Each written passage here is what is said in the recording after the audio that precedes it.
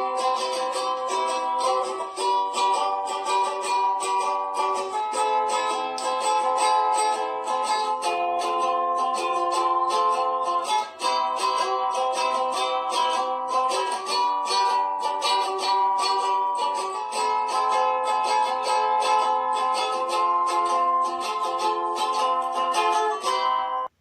aí, pessoal, tudo bem? Eu sou a Juliana. Então, nós vamos conversar um pouco sobre um tema que todo mundo gosta. Uns mais, outros menos.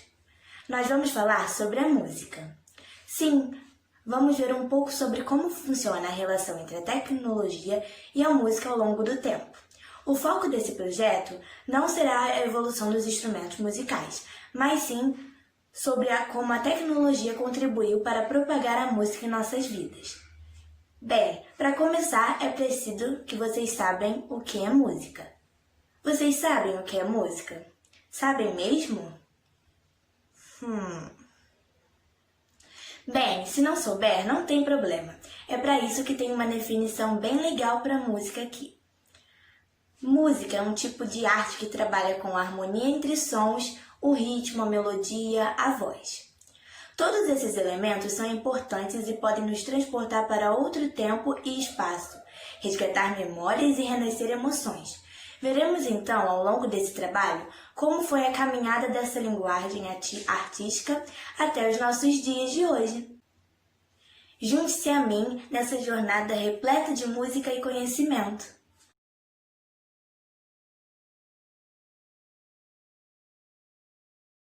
E boa noite para todos vocês.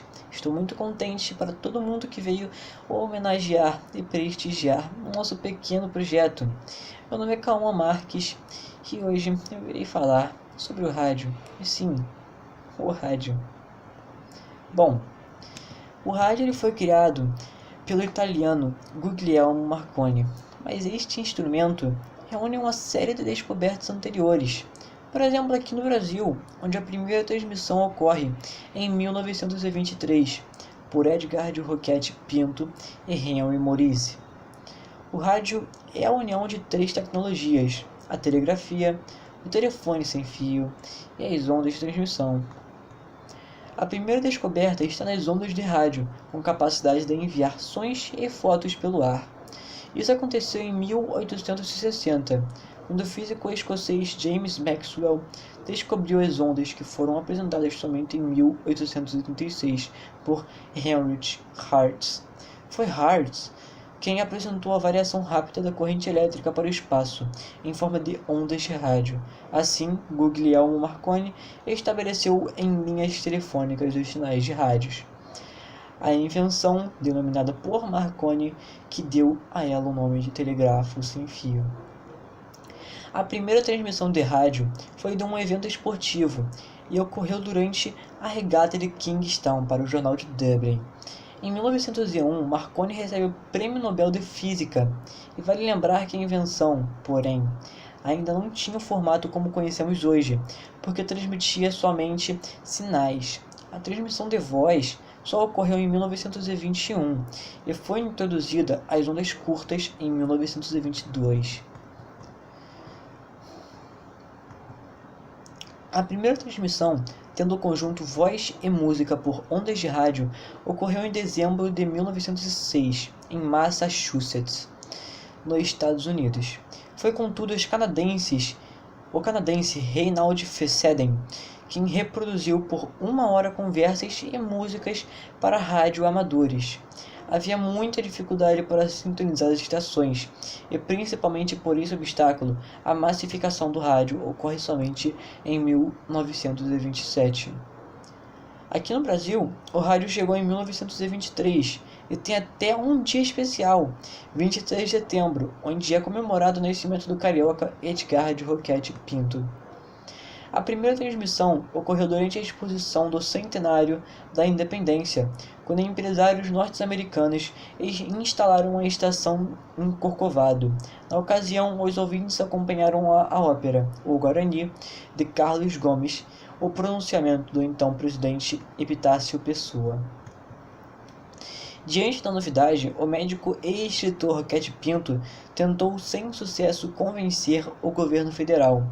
Foi a Academia Brasileira de Ciências quem acolheu o projeto, e assim nasce o Rádio da Sociedade do Rio de Janeiro, quem transmitirá óperas, poesias e informações sobre os circuitos cultural da cidade.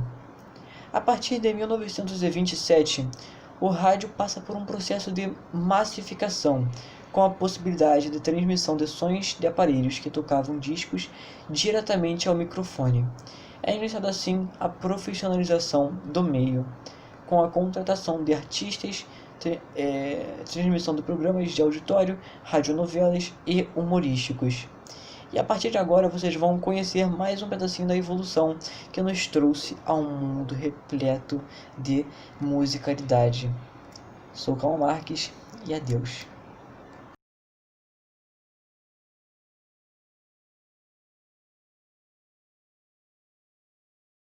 Olá, pessoal! Tudo bem com vocês? Eu espero que sim. Eu sou a Jéssica e vou acompanhar vocês por mais um segmento que ajudou bastante a propagar a música. Na verdade, são 2 segmentos. Por mais incrível que pareça, eles existem até hoje. Eu estou falando das fitas cassete e dos discos de vinil. A fita cassete é um padrão de fita magnética para gravação de áudio lançado oficialmente em 1963, a invenção da empresa holandesa Philips. Em português, também pode ser abreviado como cassete. O cassete era constituído basicamente por 2 carretéis, a fita magnética e todo o mecanismo de movimento das fitas alojadas em uma caixa plástica. Isso facilitava o manuseio e a utilização, permitindo que a fita fosse colocada ou retirada em qualquer ponto de reprodução ou gravação, sem necessidade de ser rebobinada com fitas de rolo. A caixa plástica permitia uma enorme economia de espaço e um excelente manuseio em relação a fitas tradicionais. Os primeiros gravadores com audiocassete da Philips já eram portáteis, mas no final dos anos 70, com a invenção do Walkman pela Sony, um reprodutor cassete super compacto de bolso com fone de ouvido, houve a explosão do som individual. Entre 1895 e meados da década de 1970, já vinham caindo lentamente o desuso a partir do advento do disco de vinil. Em 21 de junho de 1948, foram inventados por Emil Berlier juntamente com o gramofone em 1888.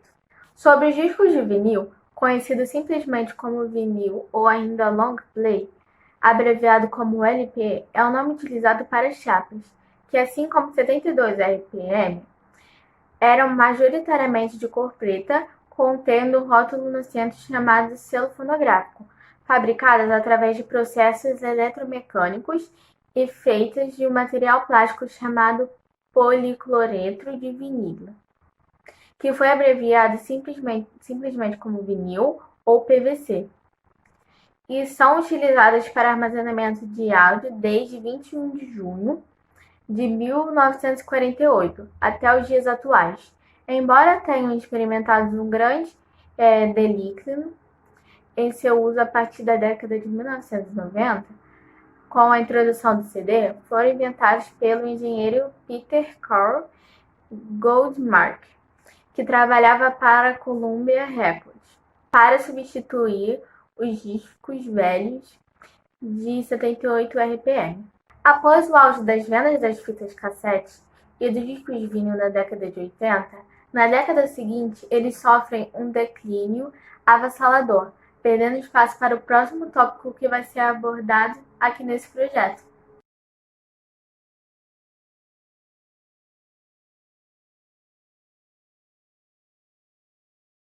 Pessoal, espero que estejam todos muito bem em casa. Eu sou a Nadine e eu vou falar um pouco sobre a revolução que detonou as fitas cassetes e os discos de vinil na década de 90. Algo que é utilizado até hoje. É verdade que usamos um pouco menos do que usamos há 10, 20, 25 anos atrás, mas mesmo assim ainda usamos. E eu estou falando dos CDs. Há 38 anos era comercializado o primeiro CD compact disco da história, representado pelo 15 Seconds, do compositor, pianista e cantor Billy Joel. O popular CD surgiu de uma parceria entre a Philips e a Sony, que também lançou naquele 1º de outubro de 1982 no Japão o primeiro CD player, Sony CDP-101. A invenção, que pouco mais tarde viria a revolucionar a indústria fonográfica, começou a ser desenvolvida em 1974. Nessa época, a holandesa Philips pretendia criar um disco óptico de áudio com som superior ao vinil, formato vigente. Até então, o que medisse até 20 centímetros. 3 anos mais tarde, a companhia estabeleceu um laboratório exclusivamente para a confecção de CDs, que receberam esses nomes graças a outra indústria da Philips, a Compaq Cassette.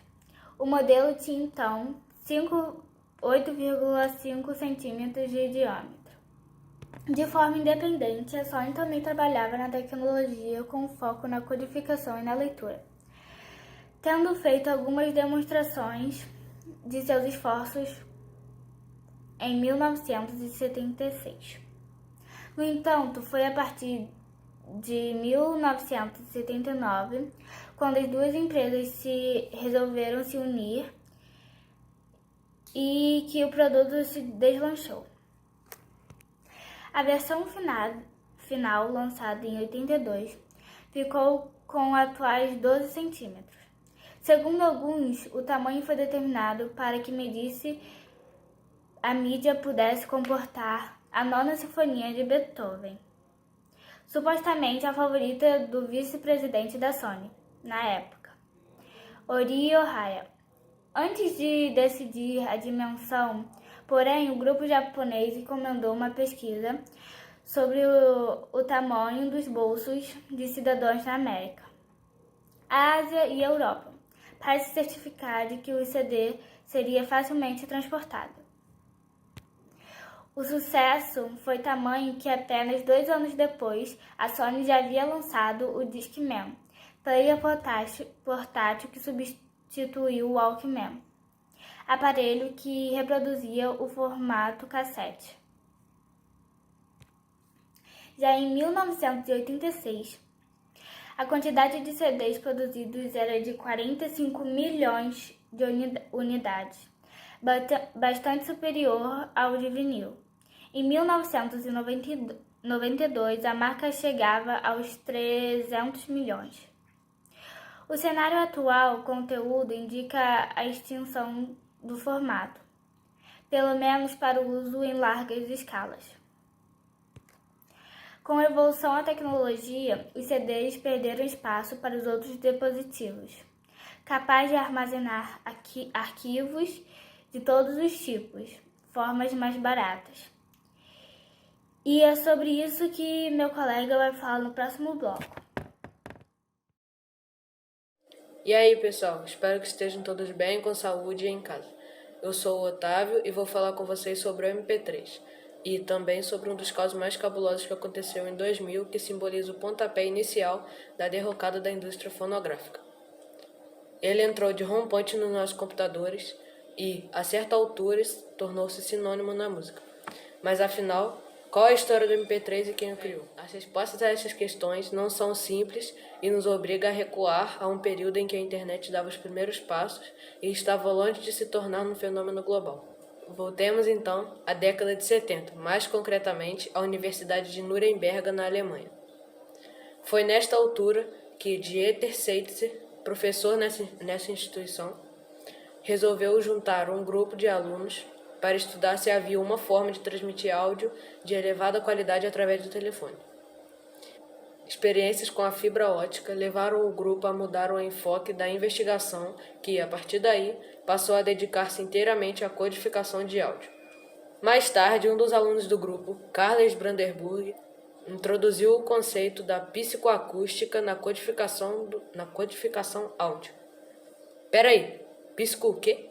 Bem, Dando uma pesquisada na internet, podemos descobrir que psicoacústica é uma área que estuda a forma como os sons chegam ao nosso cérebro. À semelhança dos outros estímulos, nem tudo que ouvimos é percebido pelos nossos sentidos. Isso significa que há uma diferença entre o som propriamente dito e aquilo que realmente conseguimos escutar. Tirando partido desse conceito, o que o MP3 fez é juntar sons semelhantes, reduzindo o peso do ficheiro sem que haja uma perda de qualidade que seja perceptível à audição humana. A década de 80 correspondeu a um passo em frente no estudo da codificação de áudio.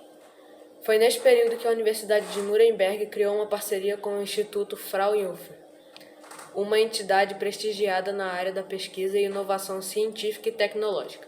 A colaboração permitiu o investimento em hardware avançado a uma melhoria significativa no algoritmo. Curiosamente, o Instituto Fraunhofer se instalou há algum tempo em Portugal, na sequência de um programa colaborativo com a Universidade do Porto. Criou-se assim o primeiro centro europeu da instituição fora das fronteiras alemãs. Essa foto aqui é a foto do primeiro MP3 Player, que surgiu em 1998, o antigo Rio PMP300, da Diamond Multimédia. No final dos anos 80, MPEG é integrado na ICU, uma organização que define os padrões mundiais na conversão de vídeo e áudio. No ano de 1989, o pioneiro Carles Brandenburg apresenta na sua tese de doutorado um algoritmo avançado, chamado OFC, e que possuía já a maior parte das características do MP3. 2 anos mais tarde, esse algoritmo é aperfeiçoado e nasce o ASPEC, um códec para o qual contribuíram o A.T. Thompson e a Universidade de Hanover. Pouco depois, o nome muda de ASPEC para MPEG, e ocorrem os testes que dariam origem ao MPEG-2 e ao MPEG-3. A abreviatura para MP3 só chegou em 1995 e o nome foi escolhido por unanimidade. Foi então que os ficheiros passaram a usar a extensão que hoje conhecemos, o .mp3. A chegada ao mercado ocorreu também neste ano, altura em que o códec começou a ser difundido gratuitamente como shareware. A reação do público foi extremamente positiva. A partir daquela data, era possível armazenar arquivos de música sem ter de estar constantemente a trocar de CD. A difusão ganhou muito com a internet e com a possibilidade de trocar arquivos de música entre amigos. Embora já nos anos 90 se adivinhasse o sucesso do MP3, foi no século XXI que o formato de ficheiro viu a sua popularidade crescer. E durante este processo não há como não referir o Napster, o atual serviço de streaming que na altura era um programa P2P dedicado à partilha de ficheiros MP3.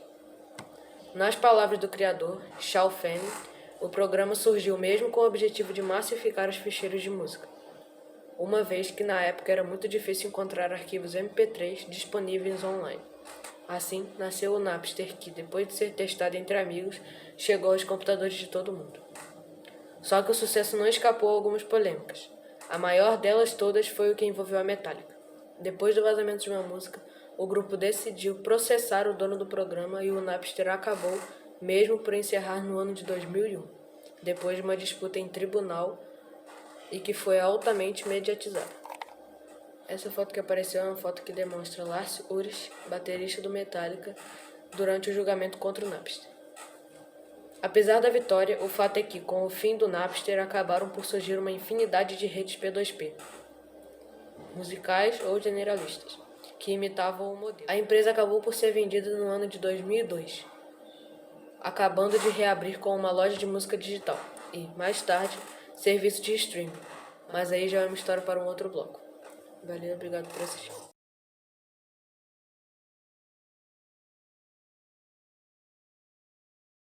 E aí pessoal, espero que estejam todos bem, com saúde e em casa. Gustavo, se você assistiu todo o vídeo do meu colega sobre MP3, você notou que na última formação dele, sobre o processo da Metallica contra o Napster, foi muito importante. Ele foi muito importante porque é a partir dele que a indústria fonográfica começa a sua decadência.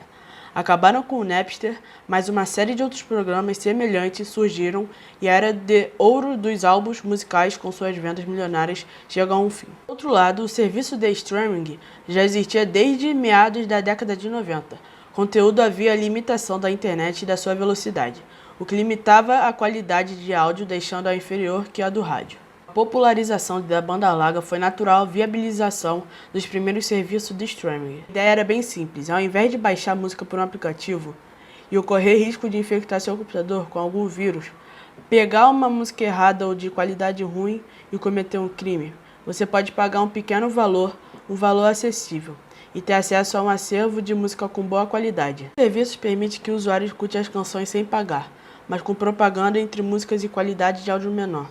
No entanto, fornecem modos pagos com vantagens, incluindo melhor qualidade de áudio, ausência de anúncios e a possibilidade de baixar álbuns e playlists no aparelho. Hoje em dia, todos os principais serviços de streaming de música estão disponíveis no Brasil, como Spotify, Deezer, Apple Music, Google Play Music, Groove Music, Tidal e Napster. Sim, aquele mesmo que foi processado e teve que fechar as portas. Então, eles ressurgiram algum tempo depois. É bom lembrar que nem tudo está disponível nos aplicativos. Tudo depende do acordo firmado entre gravadoras, artistas e o serviço de streaming. Você utiliza algum desses serviços de streaming? Qual você gosta mais? Escreva nos comentários desse vídeo para que possamos nos conhecer um pouco mais. Esse é o fim do projeto? Não sei, mas podemos pensar um pouco sobre o que o futuro nos aguarda. Então, assista o próximo bloco.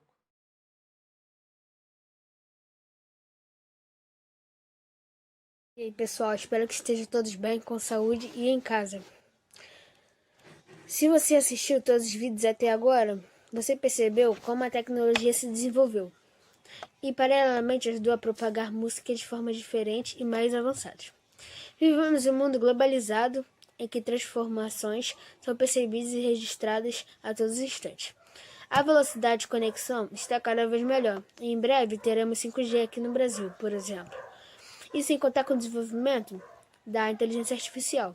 Mas o que podemos esperar para o futuro próximo? Podemos dizer que a pandemia mudou completamente as relações pessoais e de consumo. Passamos a valorizar mais o que estava banalizado, o contato humano, e por outro lado buscando também suprimir essas necessidades com a tecnologia da melhor forma possível. Certamente, as lives streaming são uma tendência que já está virando realidade. Alguém falou em live do Instagram? Alguém?